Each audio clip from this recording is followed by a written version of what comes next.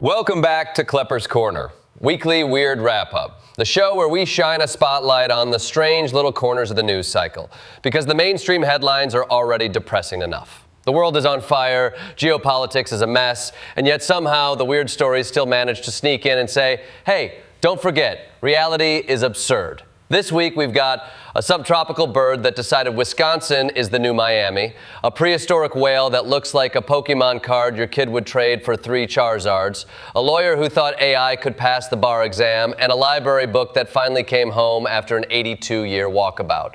This week in weird news, the birds are lost, the whales are goofy, the robots are lying, and grandma owes 2 lifetimes in late fees. Segment 1, the lost stork of Wisconsin. So, a deer hunter is out in Wisconsin, scanning the horizon for bucks, when he spots a wood stork, which is like expecting to see a Ford pickup and instead spotting a Ferrari with feathers. Wood storks belong in Florida. Warm, swampy, mosquito-ridden Florida. This one somehow ended up in Wisconsin, which means one of 2 things. Either the bird is lost, or it heard about the Packers and wanted to see Lambeau Field. Experts say the bird was a juvenile exploring, which is bird expert code for this idiot got lost. It's basically the avian version of a college freshman ending up in the wrong lecture hall and just sitting there pretending they understand organic chemistry. Climate change probably played a role too. Birds are moving north as things heat up, which means in 20 years, Wisconsin hunters might be bagging parrots. And somewhere in Montreal, a penguin will be waddling into Tim Hortons asking for a double-double. The best part? The stork was last seen flying off with pelicans. Imagine being that one awkward kid at summer camp who doesn't know anybody. So you just latch on to the first group that looks friendly. Hey guys, I'm with you now. Don't ask why my beak looks like it belongs in Jurassic Park.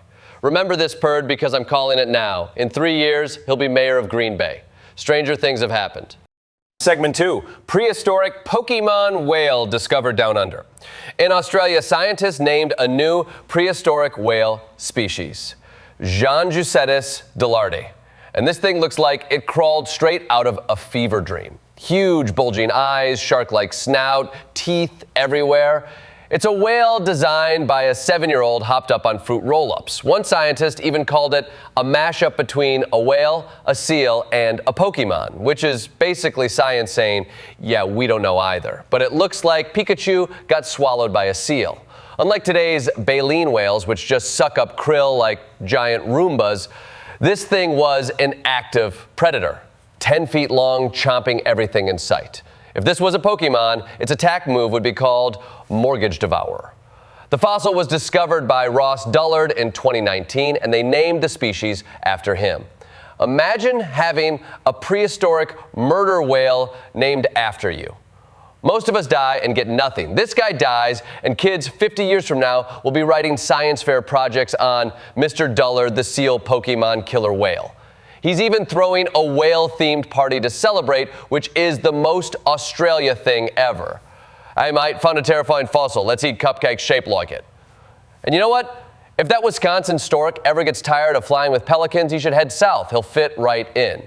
Nothing says evolution is chaos like a bird lost in cheese country and a whale that looks like it was designed by Nintendo. Segment 3, AI causes chaos in Australian courtroom. Also in Australia, a lawyer had to apologize because his legal team used AI to write legal documents in a murder case. The problem? The AI made up fake quotes, fake laws, fake cases. It was essentially courtroom Mad Libs.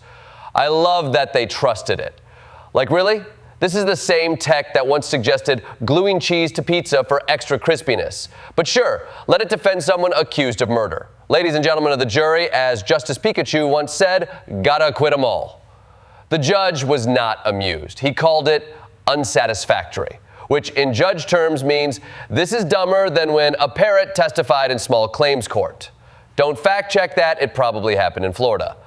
The defense admitted the citations do not exist, which is also how Trump handles his tax returns. The trial was delayed 24 hours.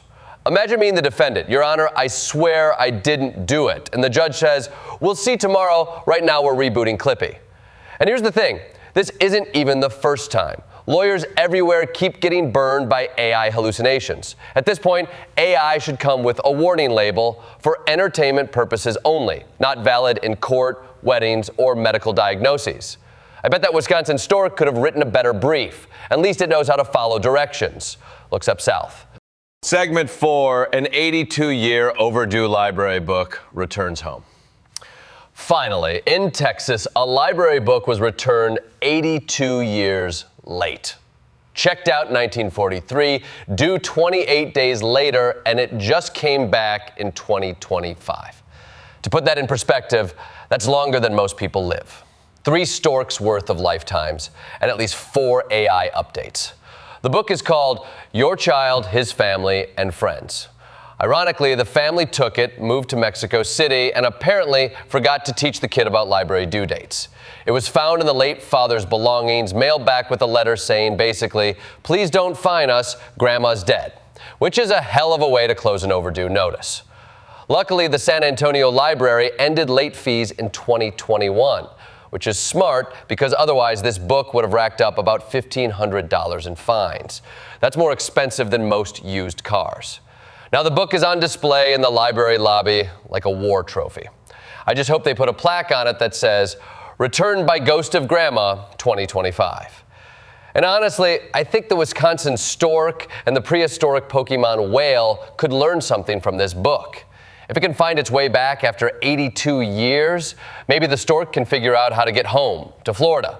And maybe science can finally evolve a whale that doesn't look like a cartoon meme. So that was the week in weird.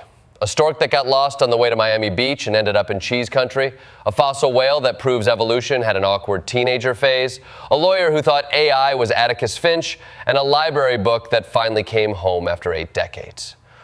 What's the lesson? Birds don't always know where they're going, but lawyers definitely don't. AI is not Clarence Darrow. Whales used to look ridiculous before they got majestic. And libraries, they'll forgive you, even if you're 82 years late. This has been Kleppers Corner, weekly weird wrap-up. I'll see you next week, assuming the stork doesn't get elected to office, the whale doesn't get its own Netflix special, and AI doesn't replace me on this show. Though let's be honest, it would probably hallucinate a better punchline.